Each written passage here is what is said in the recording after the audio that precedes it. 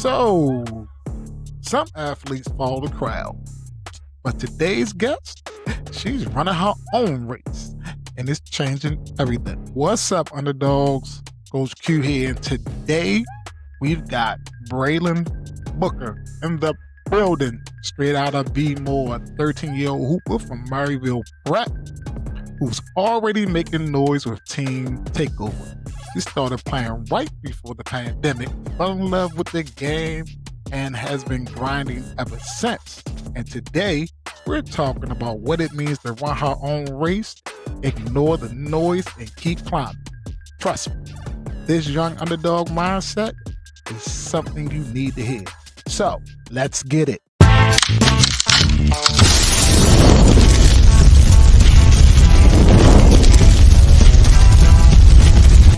Bray, one of my favorite guards in Baltimore. I love your game. I just want you to know that. I love watching you play. I just want you to know that. But it's one thing I'm sorry about, though. And where your mother at? It's one thing I'm sorry. I wish she was right there to hear me. It's one thing I'm sorry about, though. And I don't really like to talk about places, but I had a girl to go there. Why Maryvale? I don't even know. I think just for like a better education. Oh, okay. The education part good, but all right, we ain't even gonna talk about Maryville. It's just sending bad vibes through my system right now. But what we are gonna talk about, we're gonna talk about you. You're the star of this show, not Maryville, so we're gonna talk about you. So let's get started. Take me back to when you're the very first moment you picked up a basketball. What do you remember feeling? Like, oh, this is fun, because the first time I picked up a basketball was like at an arcade with my dad, and we would just shoot at the game having fun. But then when we started going to the court at the gym, I was like, maybe I could start doing this. And it was after that I just started liking it more. All right, all this happened before the pandemic or This is after the before. pandemic? Okay. All right. So when you started playing right before the pandemic, what was it like trying to grow your game during that time? It was a little hard, because outside, like, everybody was like stuck inside, and I really wasn't that good at first when I first started. So for me to start when everything was going on, it was harder for me to learn because there wasn't that many coaches around. So it was just me and my dad, to be honest. Shoot, you should have found me, boy, because me and my girls was outside. We was out. They ain't one stand out. They was calling me like, Coach, can we go outside? We was out. We found a playground. We was masked up, and we was out. And none of them got sick. We was out. None of them. We was outside on a playground hooping, just playing pickup, and they got good doing that. They were just having so much fun. They got good, and then when the season started, it was hard to beat them. It was hard to beat them when we was able to get back in that gym. So yeah, I understand.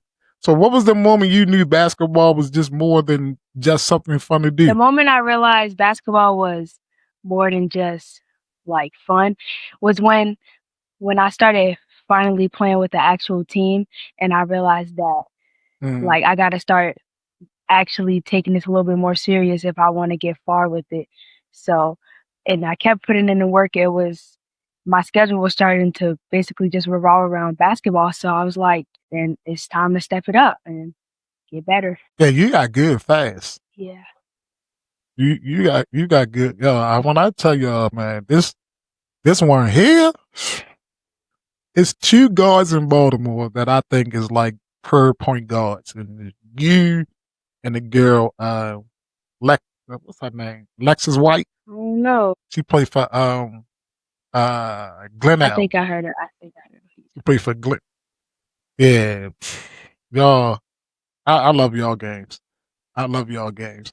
So, when you made your first middle school team, what did that teach you about yourself? That taught me that I'm better than what I thought I was. Like, I thought I was just, I don't know, I thought I was like average, but the more I kind of saw that I was a little bit better, and I had to become a leader on the court, because I was one of the only people that for school, I was one of the only people that in the 6th grade that made 18, and the rest of them were very older than me.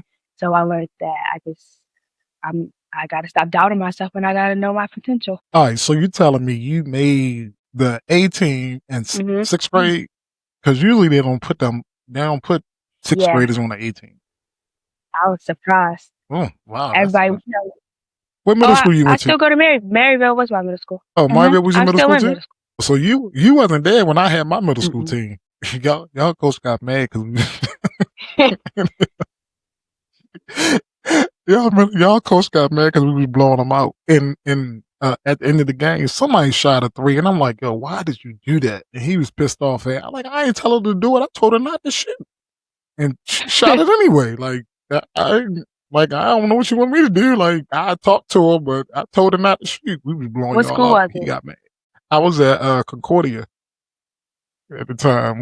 We had the middle school team. Yeah, that's when it was. I had Kirsten, Jakara, and Yeah, now Callahan. they got everybody too still. Because when we played them the first time, my first year there, but the second time we Mm-hmm. got better and we only lost by 3. But the first time they got Oh, it. okay. I don't know if Callahan gonna be there this Yeah. year. Kirsten left. Kirsten and Jakara went to St. Francis.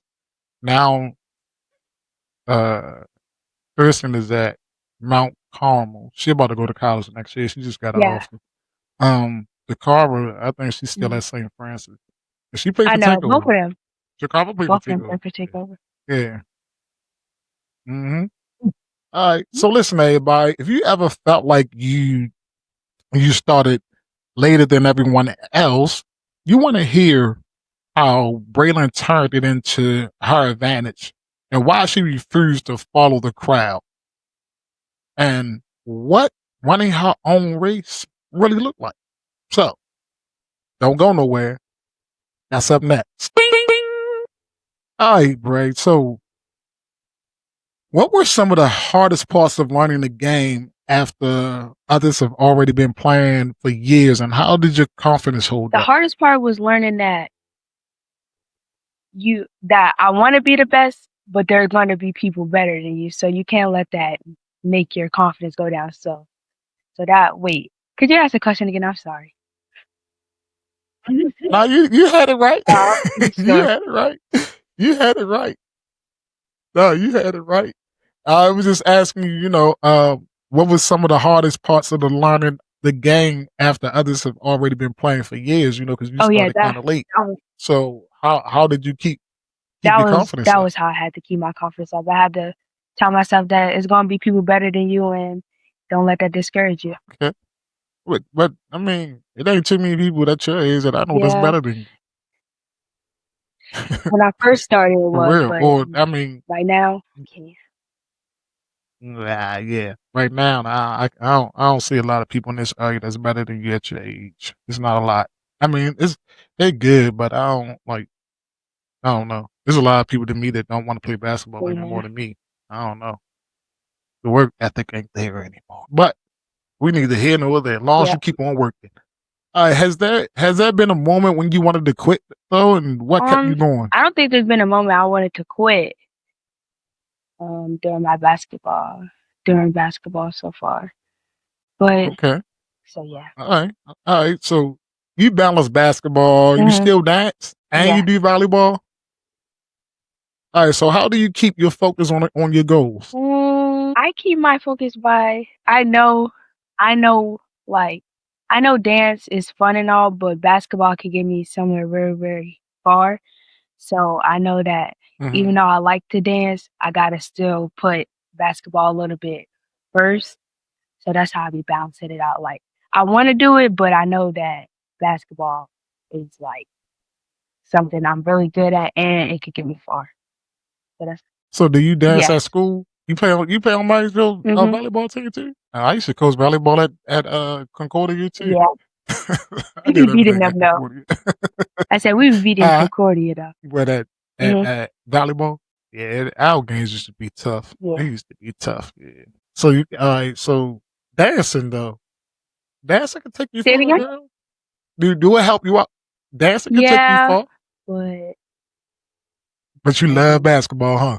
So, do dancing help you out with basketball though? Because I know like with your balance and your It footwork and helped me stuff out like a lot. that. I think that's probably what helped me when I was first starting basketball. That probably helped me out a lot because like I have good Th- hand-eye coordination and like my footwork is pretty good. Yeah, I can tell. So when you think about when you talk about and think about running your own race, what's the finish line look like for you? The finish line, like basketball wise, like where I want to finish at during basketball. Basketball wise, life wise, because you talk about running your own race and not, following the crowd and all that. So, and that's good because I wouldn't follow this crowd either. I don't follow crowds. The crowd be leading you to the Yeah. wrong space. It's too crowded in the crowds. So you follow your own, you run your own race and you don't follow the crowd again. So what is it like running your own race? It's like just making sure you're around the right people and you surround yourself around people that you know is into the same stuff as you and won't take you down if they see you up and try to take you down. And the finish line for me while running my own race is to end up in the pros and to become like bigger than what I am right now, like to become up there so I can get known and I just wanna be remembered. Okay, all right. I remember you, so I ain't even worry about that. I remember you. Shoot. But nah, I mean, I understand, man. Look, as long as you keep working and then proving yourself on the court, that's all you have to worry about. That's all you have to worry about is keep on working hard and proving yourself when you get on that court. Stay humble. Stay humble. One of the biggest lessons you learn is that it's okay to make mistakes and not be the best right away. So why is that important for young players to It's hear? important for them to hear because confidence is key during basketball. If you don't have confidence, then it's it's gonna be hard to play. And it's it's always somebody out there coming for you and they watching you. If you know you the best on your team, just know somebody coming for you.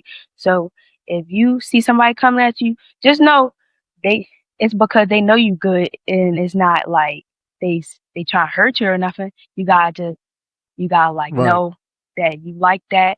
You gotta have the good mindset to know that you you like that. I like that answer because I tell people all the time, pressure is um good. Like if you're being pressured or like you say somebody coming after you, like that means you're good. That means, welcome that. You know what I mean? Don't look at it as something bad. Look at it as something good. Oh, you trying to pressure me? That mean I'm special. That mean I'm special. You try to pressure me, so come on, bring it on, and know how to handle that pressure. Because, like we said, everybody gonna try to come at you because they know you're good. Because I ain't gonna lie, I do it all the time. I see the best girl like she don't touch the ball. They be like, what? I'm like, she don't touch the ball. And I shut a lot of girls down like that. Like, sure, I make them mad. They be mad. I throw everybody at like she don't touch the ball, shorty. Sure. Look, this summer, my varsity team was playing this team, so they was like, Mhm. coach. Um, it was like this girl, she always kill us, right? So they always lost by 3 to this team. It was about 2 or 3 points the whole summer. Um, so my coach, he couldn't coach, so I started coaching. So I said, which one y'all talking about? He said, her right there. And it's the girl, it's the lady that runs it. It's her daughter, and she's pretty decent. She's pretty good. I said, all right, she don't touch the ball. And we played them twice that weekend because then we wound up playing them for the championship Yes. game. And to get to the championship. So I'm like, all right, she don't touch the ball. We beat them by 20 something points.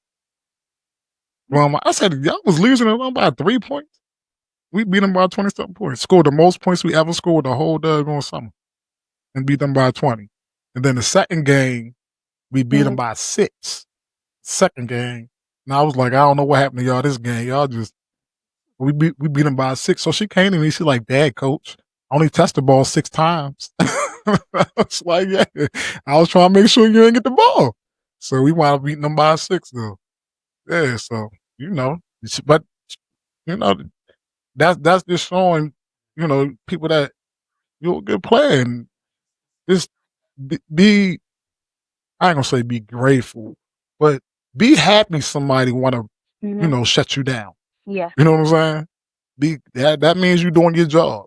You're doing your job. So I get it. I get it. And when you talk about confidence, understand that too. That's why I built my program, Dogs Voice Academy, to help kids out with confidence and leadership skills and their mindset skills. Because nowadays, confidence is a skill. Like it got to be taught. Kids ain't that confident no more. They miss a shot, their head down, turn the ball over, their head down. So I get it. So don't go nowhere, y'all, because in a minute we're going to hit our fun fire round, and Ray's going to have to answer fast. You're going to have to answer fast, shorty. So let's get that.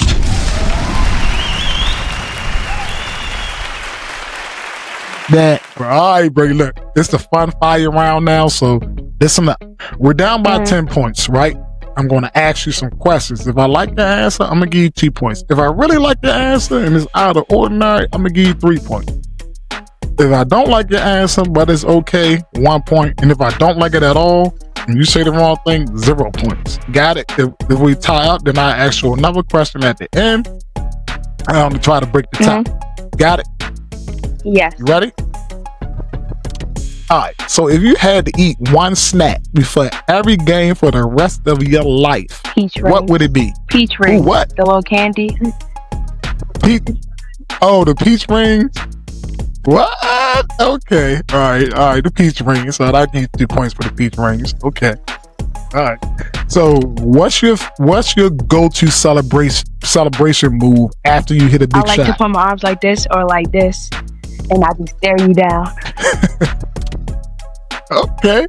All right. 2 more points. I like that. So if you could trade places with any athlete for one day, who would it Stephen be? Curry. Okay. Why Stephen? Because I like his game, and I like how he don't care where he shoot at, he gonna shoot and he gonna know he make it. And I just training. Okay, so you pick Steph. All right, I like Steph, so that gives you 6 points. You're doing good so far. All right. So would you rather hit a game-winning shot at home or on the road? Not on the road, right? Well, hit on the road. You know how you hit that game-winning shot when everybody's against you in the crowd? You know what I mean? You playing at somebody else's school. You hit that game-winning. That's not. You want it at home? Yeah, on the road. Yeah, Okay, all right, 2. All right, who's winning one-on-one for you or your coach? Be honest. Why are you saying it? What coach? Which one? Your Takeover coach or your Maryvale coach? Okay, I thought you were going to say your Maryvale coach. Hey, you don't want to say your Takeover coach because you don't want to be on that bench. All right. So we tied now. All right, so I'm going to ask you a question. All right, so who is on your playlist? Lloyd. Like music? Yeah, on music. Who do you listen to get hyped for a game? Lloyd. Who? Lloyd, the singer. Or okay, Lloyd. Okay. One more. So, if it was you and somebody else, and it could be WNBA, NCAA, it could be one of your teammates, I don't care. Y'all play 2-on-2 versus anybody. Who would be your teammate, and who would y'all go up against? My teammate, I would choose Asia Wilson? Wilson, sorry, yes. Asia Wilson for you on your team? Yes. Who would y'all go against? Dream Clark and Angel Reese. Okay, Dream and Angel. All right. Hey, we picking Angel to go against and we picking Asia to be on their team. Y'all go ahead, y'all. Okay. All right, y'all. We won. Yeah. All right, you won. You went straight 3 winners. You went straight 3 winners. So you won. All right, good job, y'all. That's in our fun fire round right there. So next, we're going to talk about a little bit of confidence. So let's get it. All right. Bray, we're gonna bring this little confidence in the game because we talked about confidence earlier, and you talked about you got to be confident. You got to have that mindset, and we know you have that mindset. I see it every time. I see it, when I'm watching you play and stuff. So on a scale of 1 to 10, where's your confidence right now on the court? An 8. An 8? Mm-hmm. Okay. So what you think you need to get it up to a 10? I need to learn that it's okay to make mistakes. Cause I'm kind of like other people. When I miss a shot, I get upset. So, and it makes my confidence go down when I'm playing. Okay, all right. So I'm gonna give you a little bit of tips that you can do to reset yourself after you make a shot, or you feel like you get something, like you like getting mad at stuff. You have a rubber band, or you have something on your arm like this. All right, so you really can't play with nothing on your arm in basketball. So when you feel yourself getting upset, it's called the box breathing. It's 4, 4, and 4. So you can breathe take a deep breath for 4 seconds, hold it for 4 seconds, and then exhale for 4 seconds. Got it? That's one thing you can do. Or clap, right? To get yourself out, snap yourself out of it, beat on your chest, make a noise, whatever. That'll get you out of it. You got 3 seconds. All right, you got 3 seconds to forget about that mistake and keep on playing. All right, so that might help you out. Something you can do. Even when you're on the bench, you come out the game, you feel a little frustrated, do that box breathing, that 4, 4, and 4. It'll calm you down. All right, so try that. So what's one thing you do to boost your confidence before a game? To boost my confidence before a game, I just say, be ready to cook this team. Be ready to get them. Be ready. I just lock in my team. We start clapping. We be like, oh yeah, we got this. Okay. I like it. All right. So how do you handle it when other people doubt you? Yes, I block them out and show them on the court. Exactly. Short but sweet. All right, Bray. Maryvale is up next. You going to your freshman year? Say it again? Are you going into your freshman year at Maryvale? No, I'm going to my 8th grade year. Okay, 8th grade year at Maryvale. Are you going to stay there for high school? Probably not. Okay, you always can come to Newtown. I always can come to Newtown. Come to Newtown. I used to go to the elementary school. Huh? When I was little, I used to go to Newtown Elementary. Oh, okay. Yeah, I coach at Newtown High School, so you always can come to Newtown. I need a magical point guard like you that know how to run a team. So you always can come to Newtown. Let me know. You don't gotta pay.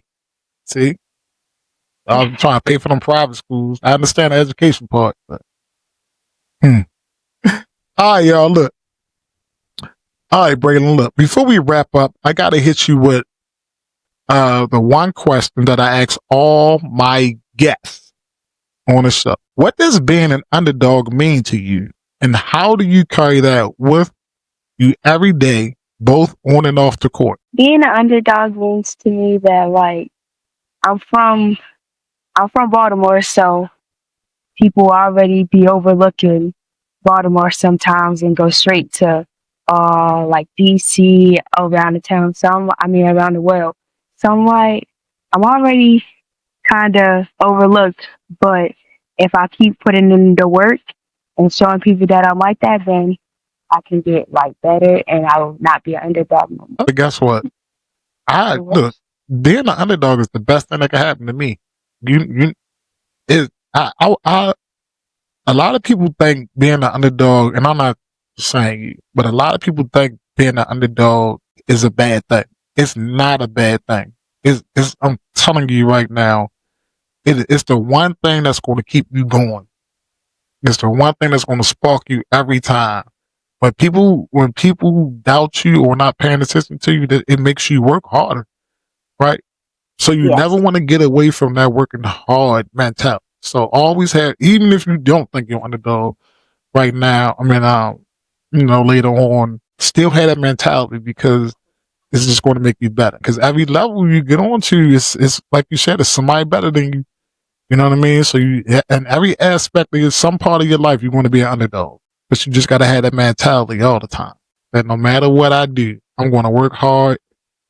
Don't worry about nobody watching me. Because whatever I do in the dark will come to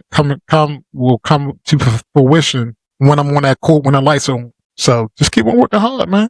Keep on working hard. Don't worry about nothing else. Don't worry about no rankings. Don't worry about who's noticing you. None of that stuff. You know who it's between? It's between you and you. It ain't between you and nobody else. You ain't competing with nobody but yourself. You trying to be better than what you was yesterday. As long as you remember that, you're going to get what you want. All right? All right. Braylin, I loved your answer. You're showing so many young athletes that it's not about trying to fit in. It's about owning who you are. Even if your lane looks difficult or different from everybody else, So keep running your race. Keep smiling through it. And keep proving that you don't have to follow the crowd to cross the finish line. All right? All right. To my underdog listeners right now, remember this. Your journey is yours. Nobody else's. Nobody else can walk it. Nobody else can pace it. Nobody else can define it for you. You might not be the fastest. You might not be the tallest. You might not be the strongest right now.